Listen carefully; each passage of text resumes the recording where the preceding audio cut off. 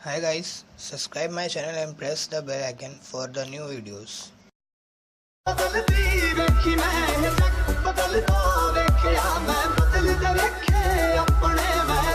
ਬਦਲਦਾ ਵੇਖਿਆ ਸਭ ਕੁਝ ਬਦਲ ਗਿਆ ਮੇਰਾ ਸਭ ਕੁਝ ਬਦਲ ਗਿਆ